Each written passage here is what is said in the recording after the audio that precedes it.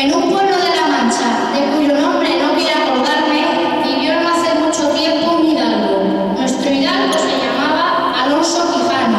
Tenía muchos años y era muy delgado.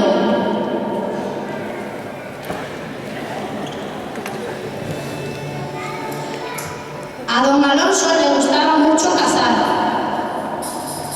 y leer.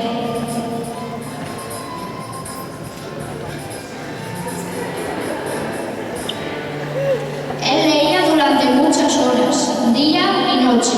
Leía libros de aventuras, de caballeros andantes, de gigantes y magos. Don Alonso se volvió loco de tanto leer.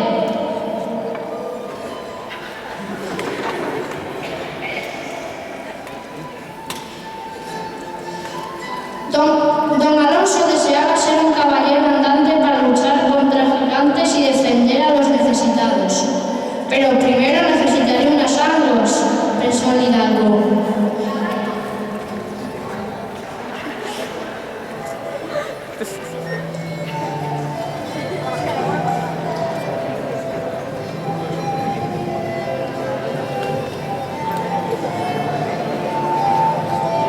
Don Alonso encontró en su casa una armadura con su casco, una lanza y un escudo de sus bisabuelos. Ya tenía las armas de un caballero. Don Alonso necesitaba también un buen caballo, un caballo joven y fuerte.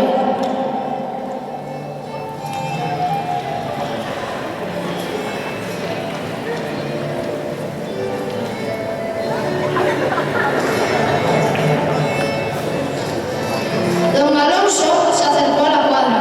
Allí estaba su caballo, aunque era flaco y enfermizo. A don Alonso le pareció el mejor caballo. Quiso ponerle un nombre sonoro. Te llamarás Rocinante, dijo don Alonso. Todos los caballeros tenían una enamorada, pero él no. Don Quijote pensó, necesito una dama para ofrecerle mis aventuras. Don Quijote se acordó de una labradora del Toboso, un pueblo cercano al suyo. La labradora se llamaba Aldonza Lorenzo. Don Quijote le buscó un nombre de princesa.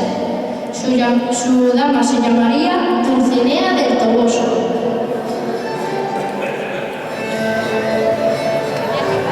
Necesitaba un escudero que le acompañara en las aventuras. Le ofreció ser escudero un aldeano rechoncho, Sancho Panza, y asumió su posición enseguida.